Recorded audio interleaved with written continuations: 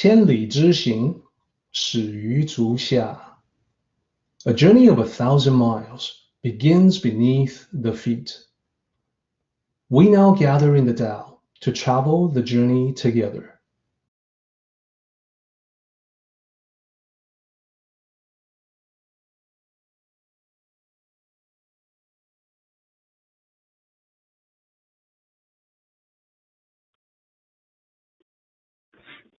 Well, hello, everyone. It's wonderful to be able to connect this way again, as we do on most Sundays, for this another Tao study group meeting. And today my topic is day 43 of the Tao of Joy Every Day, which is entitled The Natural Order.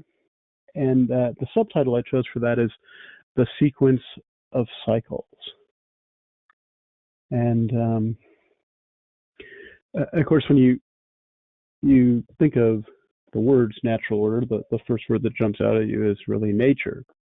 And as all of us are a part of nature and undoubtedly have observed nature, one of the things that you do observe in nature, you don't have to look too hard to see it over time, is that nature is composed of many cycles and processes that cycles are a part of. And those cycles have sequences. And I think, a couple of the most obvious ones I'll bring up in this talk. But, nature is one of the best examples of the harmony that occurs when the natural order is observed. And nature automatically follows those sequences and has a completion to it, sort of a perfect sequence of things that work together and then end and start again. And of course, as we're a part of nature, we have that ability too to engage in cycles and have a sequence to those cycles that's important for maintaining our harmony and our peace of mind and our happiness throughout our existence in this life. And so that's really what this talk will be about as it unfolds. But of course, I'm going to start, as always, with the review of day 42, and which was entitled Beauty Everywhere. And we talked about how beauty is present all around us, not only in nature, but in each other, in ourselves, in everything and everyone. And so we talked about how focus often determines reality, and it's quite natural after you've cultivated the Tao for a while that you start to be more cognizant of the beauty that's all around. And of course, we're not just talking about the surface beauty of a beautiful sunset or a beautiful mountaintop covered with snow. All those things are, of course, aesthetically beautiful. But as you move through your life, doing your best to cultivate the Tao teachings, you start to notice that the beauty goes deeper, that it really permeates every aspect of life. And no matter how outward you take your gaze, or how inward to the very small, or from within yourself even, or from looking into the souls of others, regardless of how you do it, you start to notice the beauty of life that's always there, that we may not have been so aware of its deepness before, or we may have focused on the difficult things in life and gotten mired in them, and because of that, our perception, our views become colored, and we don't notice the beauty that's there. And so the beauty that we begin to notice through our senses goes beyond the scenic beauty, as I said, and the result of Tao cultivation is that we notice the beauty extends and expands out to the processes associated with living itself. And these are both natural processes and, of course, the processes that we engage in living our lives on a day-to-day basis, the activities of daily living, so to speak. And, of course, the reason we notice the beauty that is everywhere and in everything is because we start with an inward process of cultivating our inner spirit, which involves lots of things, but usually the first thing is sort of quieting down and taking the time and making the effort for a spiritual aspect to our lives, where you start to reflect on the greater purposes of life, while realizing that those greater purposes can be achieved even as we do the things that we all do in life, the necessities of what living means. And so we become aware that this beauty is not just a reflection from us that goes back out into the world as we cultivate it from within, but it's also a reflection from other beings as well. And we talked about how there's a powerful force in the world that composes everything and everyone. And we can hear it in the simple subtleties of life. We can experience it through nature, through interactions with each other. It's always there, but sometimes we have to quiet down and take notice. And of course, here in this meeting, we call it Tao, and it comprises everything and everyone. And that's sort of the name we give it. And other people who've never heard of the Tao, they certainly can experience beauty as well. They may refer to it in different ways, talk about it in different ways, but the beauty that exists everywhere is not just exclusive to Tao cultivators, but to anyone who wishes to take the time to see it, regardless of their faith or position in life. And so that's mainly what we talked about last week. And so today we move on to day 42, the natural order. And I spoke at the top of the talk about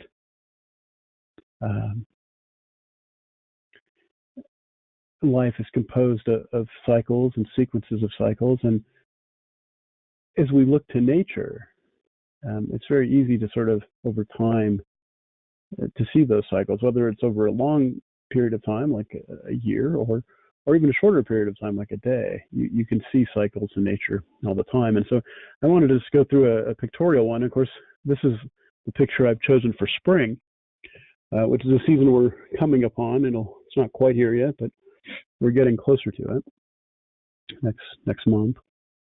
And we're almost at the end of this month now.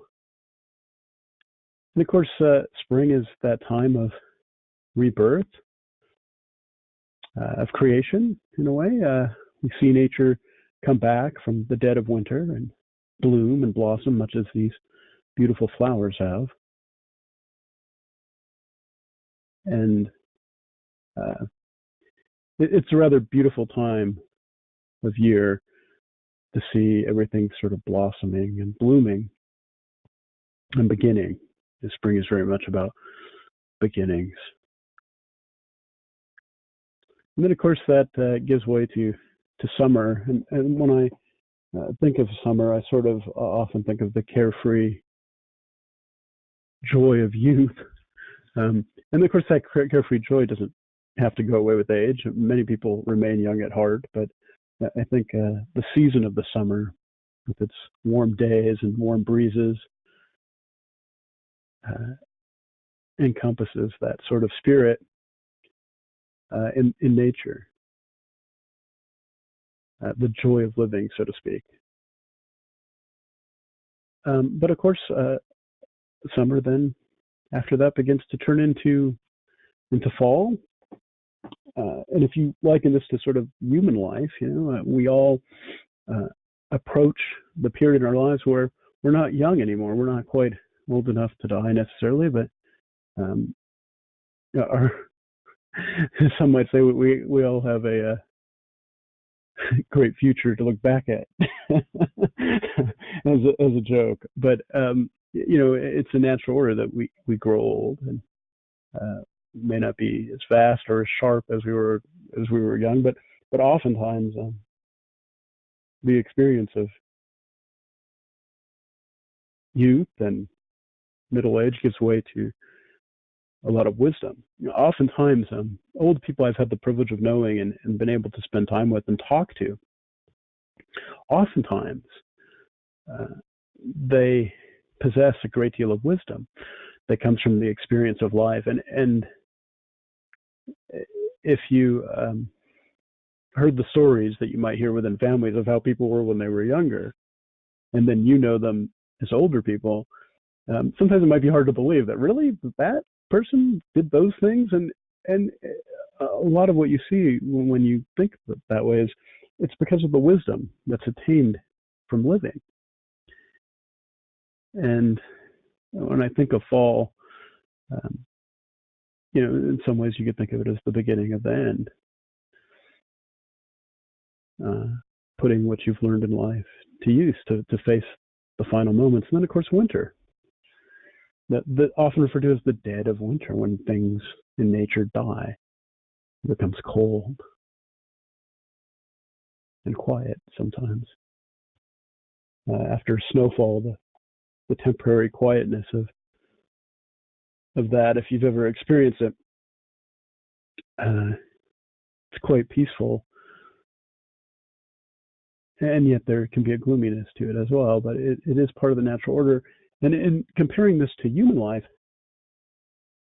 often you could argue that death is man's biggest problem, and that he really has to come to terms with it. And when I say man, I mean both men and women, that he or she, all of us, have to come to terms with that part of our cycle, because it has a sequence. It will be last. The last thing we experience will be death. But it does await us all at some point. And of course, none of us know when. But, this life assuredly will end. Nothing lasts forever, including us, as our friend Bill used to often say, and undoubtedly will say again.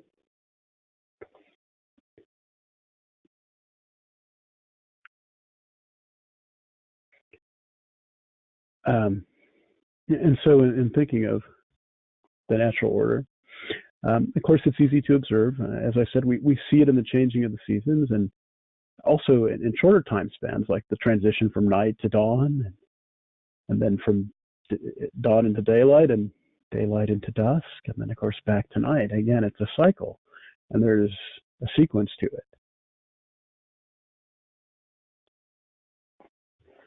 And sometimes the sequence can be longer. If you live in places where you could have, there's places on this planet where it can be 6 months of night and 6 months of day. And there's a gradient, of course, to all of that at some place on the planet. And one of the interesting things to think about is the sun is always rising somewhere, and it's always setting somewhere on the planet. And it's an interesting reality. And it can... when I think of that, in fact, I always think of the joke about the politician who says, we're going to do a bold new expedition. We're going to make our way to the sun. And someone says to him, but sir, the sun is a burning ball of nuclear waste and gas and explosions and heat.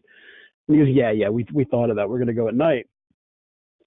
And of course, it's always funny, but when I think of the fact that the sun is always rising and setting, that's part of a cycle of nature that's continuous as it's linked to time and space. It's a rather fascinating thing that we don't readily notice, because we're used to having our somewhat long days and somewhat long nights. We don't think about how, even though daylight goes away from us at the sunlight, but it's rising somewhere else. It's an interesting concept to think of. One of the beautiful things about the intricacy of nature and life here in our little spot in this universe. And of course, our day-to-day lives also tend to have a sequence of cycles as well, too. We have work schedules, and there's, of course, time we set aside for our family, time we may set aside for exercise, time we set aside for entertainment.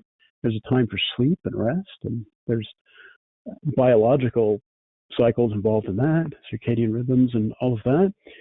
And of course, spiritual time as well is something we can spend time on. We choose to devote specific time to the events in our lives that we give importance to, or the aspects of our life, I should probably have said, that we give importance to. And there's a familiar sequence of cycles for these aspects of our lives as well. And, I think it's fair to say most people, work during the day and then spend their evenings at home with their family if they have one, or with personal time. And then, of course, at night typically is for rest. And people who are fortunate enough to have lives that sort of conform to that sequence are quite fortunate, really. Because when these familiar cycles fall out of order, we can easily fall out of balance, making happiness and harmony difficult. And if anyone's ever experienced working a graveyard shift, you know what I'm talking about. Or maybe even if you just talk to people who have worked a graveyard shift, where they're sort of working at night and then having to adjust to making daylight a time for rest, which is sort of naturally, I shouldn't say naturally, it's against sort of the natural order to do that. If you ever talk to anyone who's experienced that, they'll tell you, you never really get used to it. You learn to live with it, but it's hard. It doesn't, there's a biological natural order that you can't just throw off. You can get used to, you can deal with it, you can cope with it, you can get through it, but they'll tell you, you never really totally get used to it. Your body always rebels against walking away from that biological wiring. And that there's a sort of biological and physical example, but it's true too of all the things in our life.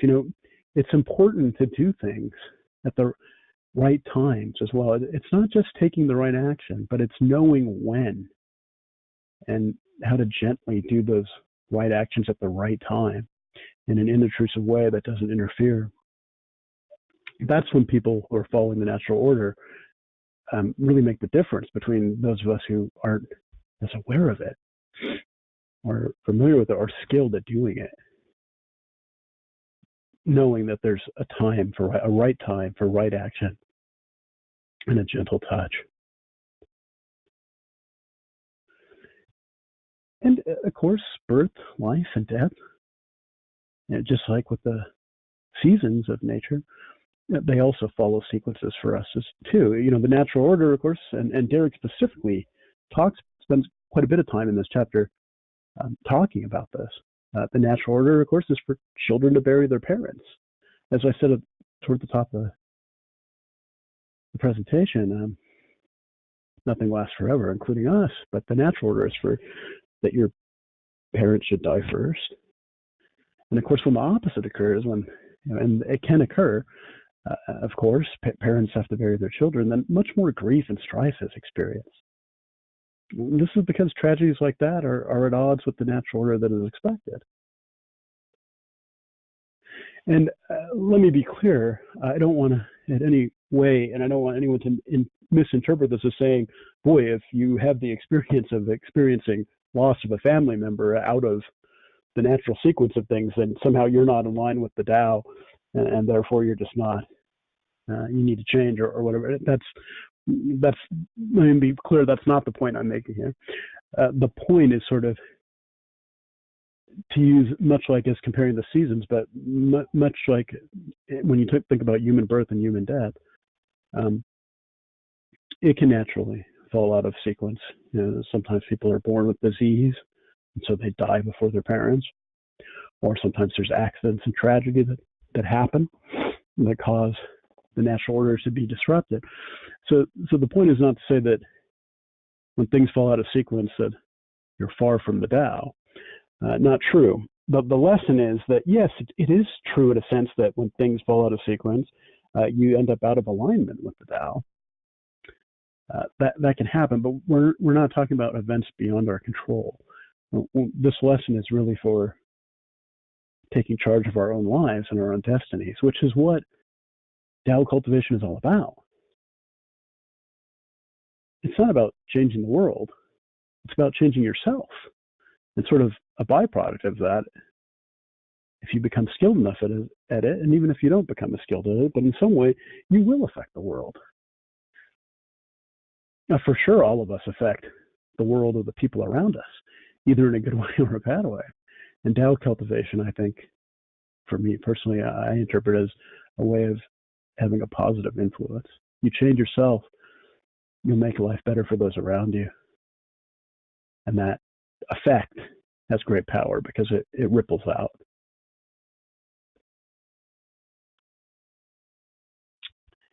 So I'm going to start to sum it up here. So I want to start by saying a question we might pose to ourselves is, how can we align ourselves with the natural order of the Tao? And, honestly, the best way to do it is to become aware that our human activities, the things we do day to day, all those aspects of our life also have, just like the seasons and just like the sequence of daylight and nighttime, have specific orders for their occurrences. And we have to make an effort to ensure that we don't put the cart before the horse. And what I'd like to do to sort of illustrate this is talk about an example from history, because I think there's an individual in American history who, to me, when I think of him, he typifies the good result of taking things in order and doing things at the right time versus not being ready for something that you want done and leap into. And the person I'm speaking of is Joseph Patrick Kennedy, who, as many of you may know, was the father of President John F. Kennedy. But long before that, he was a tremendous force in business. At a very young age, he'd become president of a bank.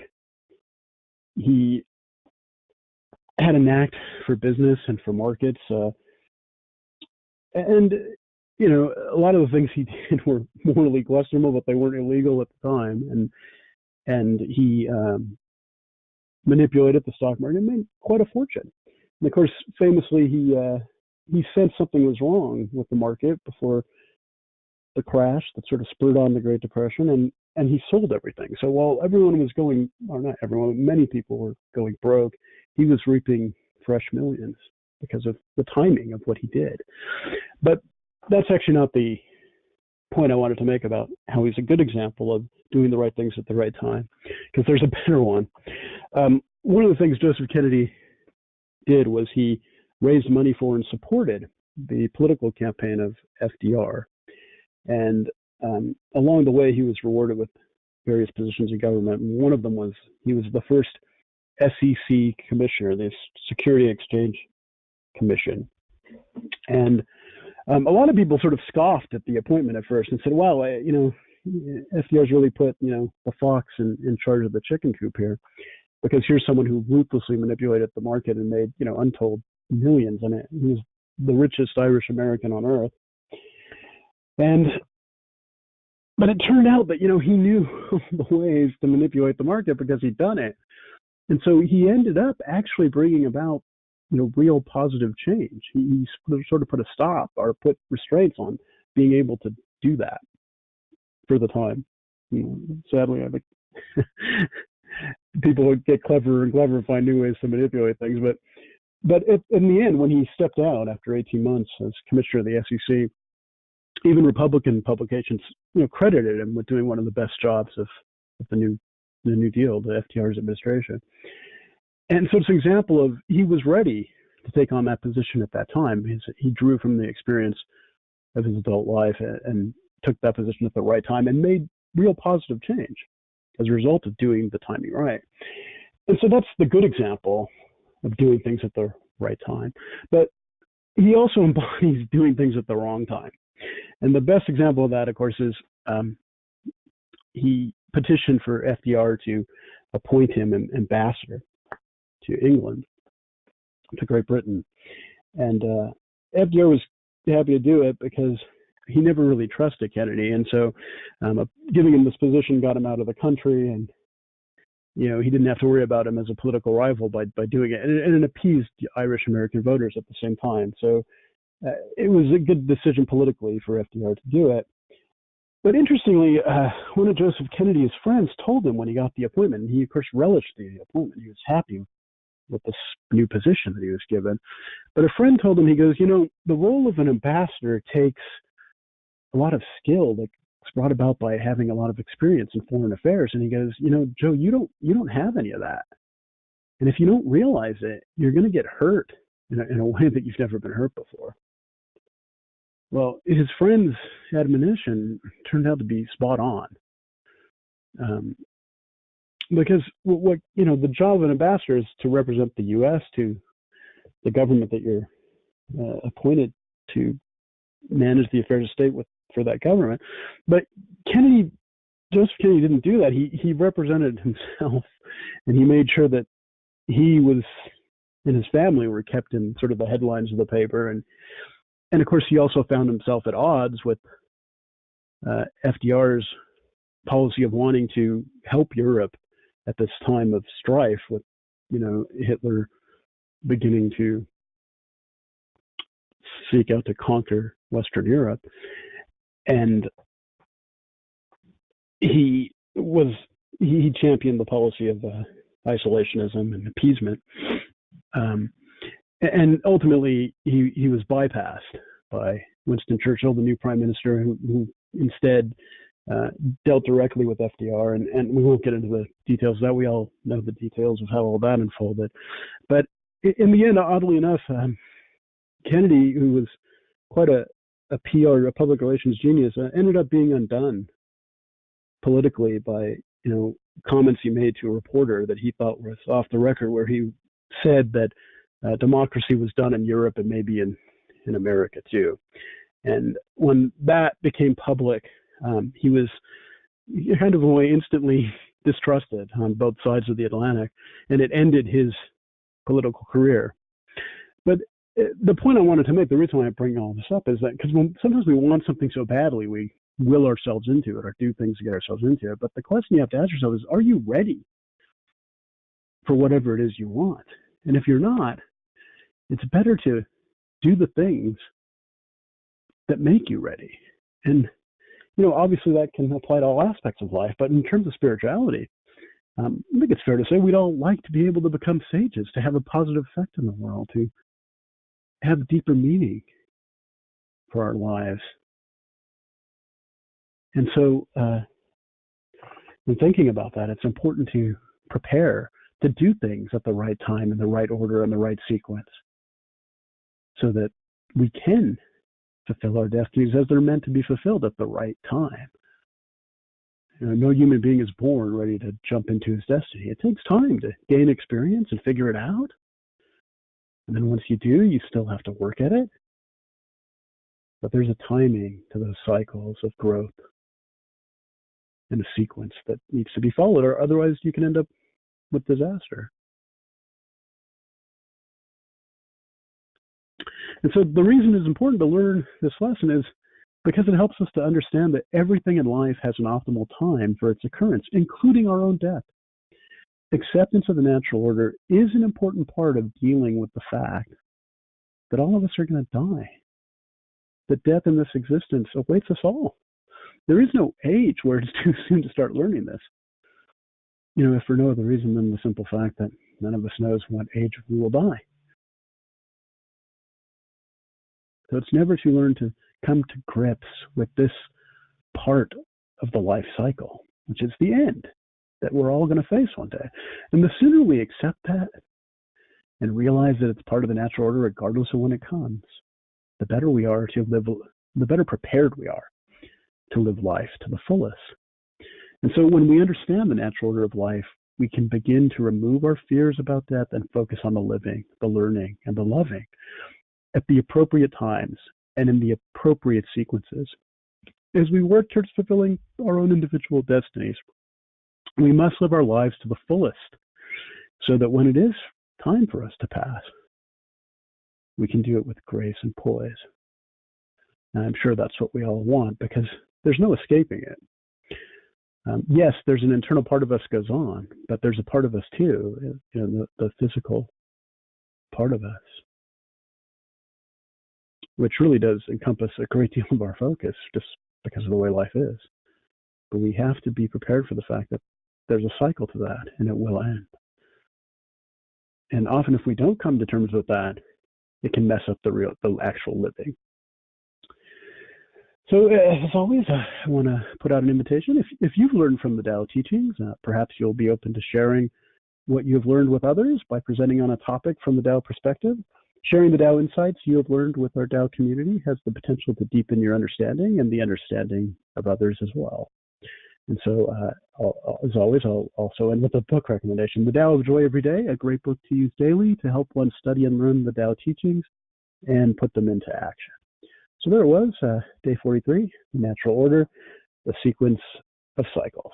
Thank you all for listening to what I had to say today. I hope I said something that was helpful to you, and I hope you all have a wonderful Sunday. Thank you so much, Alex. Always a treat for me to hear you discuss these very important topics. And this particular topic, the natural order of things, reminds me of a story from the Tao tradition about the wealthy man and the calligraphy master. So Chinese calligraphy is an art. There's something about the brush strokes. There's something about the shape of the characters that lend themselves to be like artwork.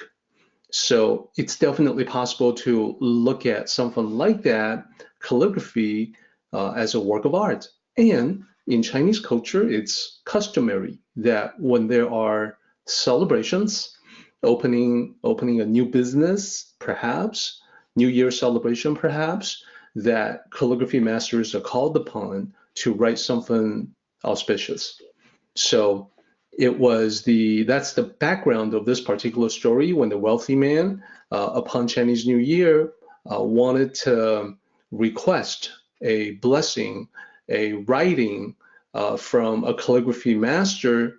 And he says specifically, Master, please do something auspicious, a blessing for happiness.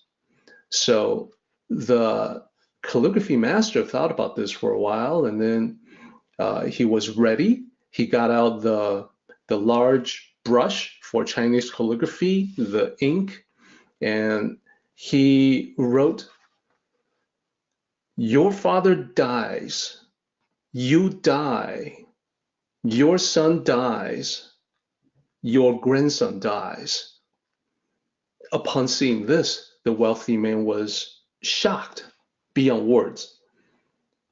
After a while, he said, "Hey, but Master, I asked you to write something down that will bring happiness, a blessing to bring happiness. How is this auspicious in any way?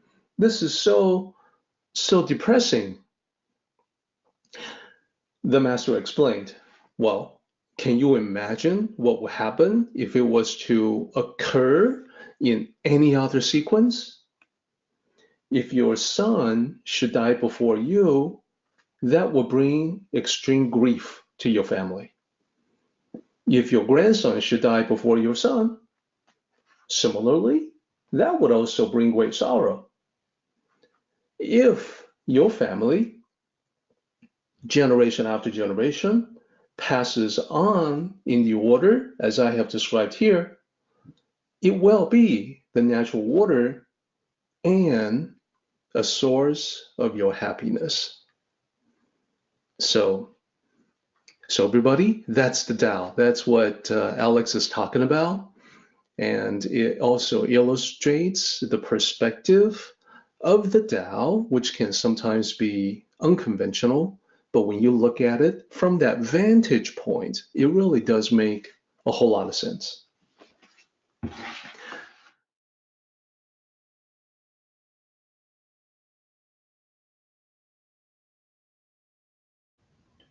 Our meeting has come to an end, but the journey continues on. Let us travel safely. Until next time, may the Tao fill you with peace and happiness.